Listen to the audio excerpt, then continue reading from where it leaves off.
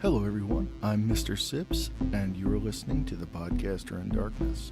Today, we've got a dual feature episode talking about two movies dealing with crazy cults and the people who get tied up with them. The first film that I want to talk about is 2018's Apostle. This film is written and directed by Gareth Evans and stars Dan Stevens, Richard Elfin, and Paul Higgins.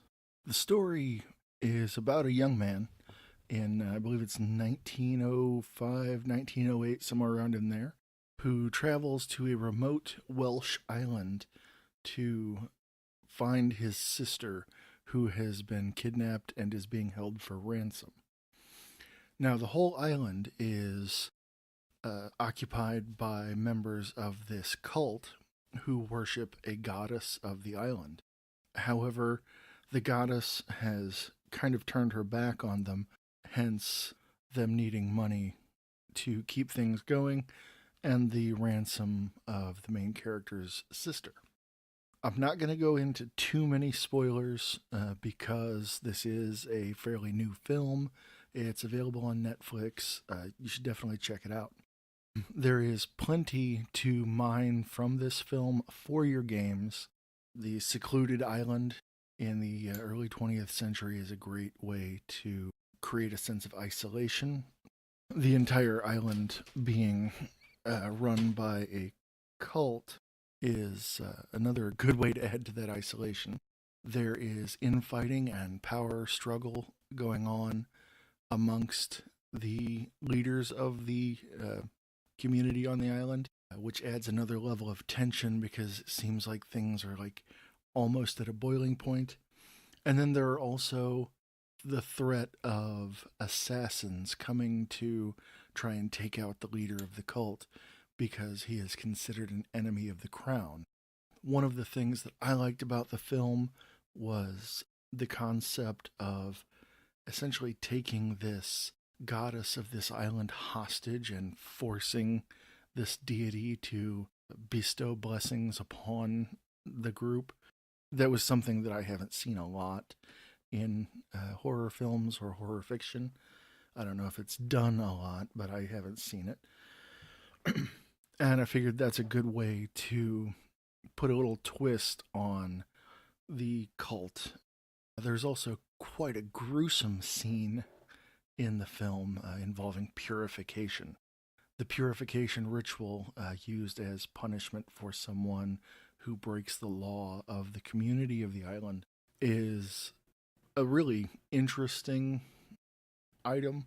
It was done well in this film in a particularly gruesome way. There are also the particular manner of everyone making sacrifice on a daily basis to the goddess. I won't go into great detail. However, using the method that they used or a similar one in the film in your game could provide an interesting chance to see how your player characters are going to work around it and not be found out. Sorry about that. My space heater kicked on and I had to take a break and shut it off. Back to what I was saying about Apostle. I don't know if this would be considered a folk revival type horror film. However, I feel that it's along a similar vein. In ways, it's obviously very Lovecraftian in its themes. It also kind of has a similar, like, quiet tension to The Witch, which some days I can take or leave. I do highly recommend checking out Apostle. It's a great film. I couldn't find much wrong with it, really. The first time through, I wasn't sure how I felt about the ending, but in subsequent viewings, I've grown to like it more and more. I can't speak ill of the film whatsoever. There were even some moments when it kind of surprised me in places. So check it out. It's available on Netflix. I'm not sure if it's available to stream anywhere else, but I don't feel that you'll be wasting your time in viewing it.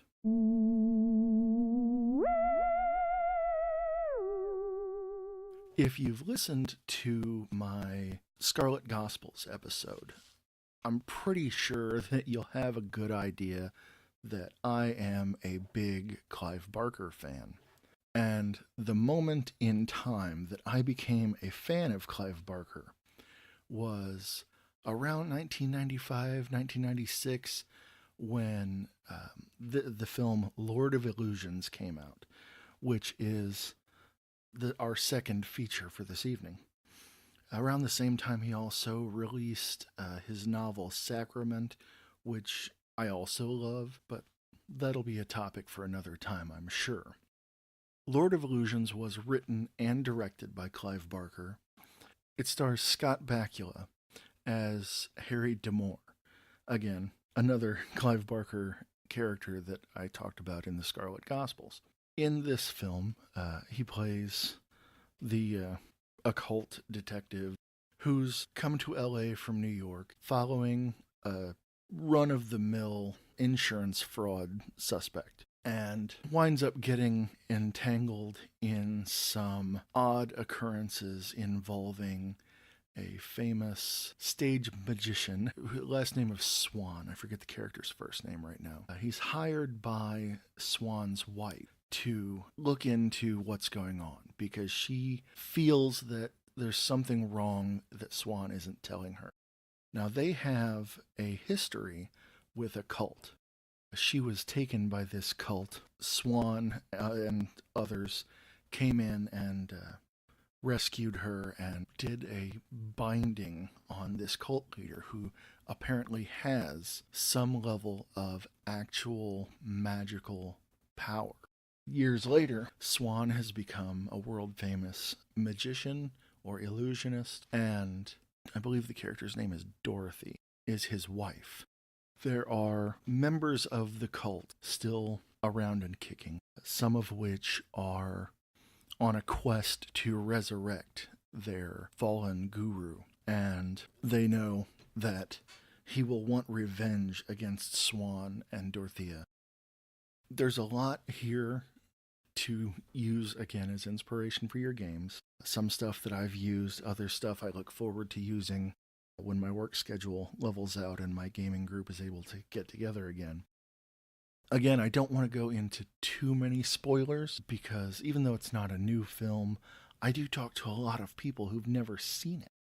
One of my favorite parts of the film, and I believe it was one of Barker's favorite parts as well, I remember him talking about it in interviews at the time, is the mask that is used to bind Nix, the cult leader. And he said he was inspired by some of the visuals from the old silent film Haxan, which is a fun watch if you like silent films. It's about witchcraft and demonology. It's completely out there, but it's great. But I love this mask, and I love that it's like a device of binding and locking Nix and his power away in his own corpse. And it plays a part in his resurrection as well. He comes back from having this mask removed, transformed in a way. I enjoy the way that some of the clues are dropped in and some of the instances are dropped in front of D'Amour. The way that he crosses paths with, I believe the character's name is Butterfield, who is the main cultist who's trying to resurrect Nix.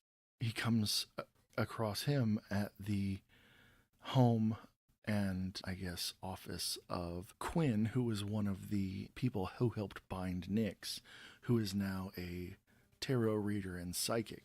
And he arrives just in time for Quinn to give him a little bit of a reading before Quinn dies. I enjoyed that. That was great because there wasn't anything that I felt was hokey about the reading and that whole scene. You know, sometimes when psychics come into horror films, it can get really tacky and overplayed. But it was just a little bit. And I liked that. I liked the idea of this, and this is something that I like to try to work into my horror and fantasy games, is the use of psychics and omens and portents, not as a way to plant signposts for the story, but just to plant subtle hints that I think are indicating story beats and plot points that I've come up with, but that oftentimes my players will interpret a different way. So down the road, they might come across something that is completely random, just something I threw in as they're talking to some random NPC, and they latch onto this. Oh, that has something to do with what the psychic said, and it takes the story in interesting and unexpected directions. I like that. I like throwing in those little keys for the players to unlock the story for themselves as they go. Now, they don't always latch on to it, but when it works out, it works well. Another thing that I enjoyed was the homecoming scenes of various cult members. And although I don't feel that they were particularly pertinent to the story, I think that they could be interesting ways to indicate to your player characters that, hey, something big is coming. This is not just an isolated incident, and kind of introduce a little bit more urgency. Because when the cult members receive these letters, that it's time to return home, they are completely cutting ties to the lives that they have lived since, including murdering pets and family members and, unfortunately, even their own children to return unburdened. And like I said, it's not a big item in the story. I don't even know if our main characters in the story ever know about these things happening. But in a horror role-playing scenario, we could drop these in newspaper articles, NPCs talking on the street as the characters walk by, or on television or radio news if you're playing in a more modern setting. Like I said, that could indicate, hey, there's more than just this particular instance going on. There's something bigger coming. And I really liked that. It's something that always kind of resonated with me. Then there's the character of Butterfield. And this cat is fucking weird. I mean, I really don't know how to describe Butterfield. He's intelligent and sadistic and cold in a way that makes him creepy and yet very interesting. He's a great agent of evil because you don't have to feel bad if something bad happens to him. He can get what he deserves, as they would say, or not. Maybe he gets the upper hand on your characters. I've babbled on. I feel enough. I can't recommend Apostle and Lord of Illusions enough. These have become two of my favorite films. I mean, Lord of Illusions always has been. And Apostle is up there. I don't know if it's in my top 10, but it's way up on the list. It's a really good one. And you should check them out. Like I said, Apostle is available on Netflix currently as of March 2019. Lord of Illusions, I'm pretty sure, is on Amazon Prime, but I know you can rent it or purchase it on Google Play as well, if you're like me and you like to own at least a digital download of the film. Since I have waffled on about these two films long enough, I'm going to go ahead and call it here. Please, if you have any input, if you want to make any comments, if you want to suggest topics for future episodes, feel free to do so. You can send me an audio clip. You can send me an email. Both of those at mrsippspodcast@gmail.com. That's MR, Mr. Sips. I'm on Twitter at Mr. Sips Podcasts. There's an S on that one. I'm on Tumblr at Podcaster in Darkness. And we've got a YouTube channel that is Mr. Sips on YouTube. Right now there's no content.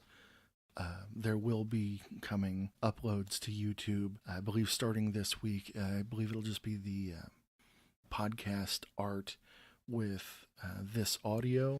However, in the future, I do plan on actually recording video to this as I do the audio, so there will be something maybe more interesting to look at I don't know how much more interesting it'll be to watch me babble.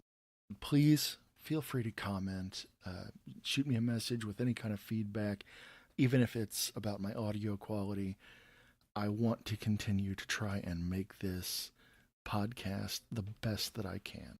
Thank you for listening. I will see you next time for The Podcaster in Darkness. Until then, happy gaming.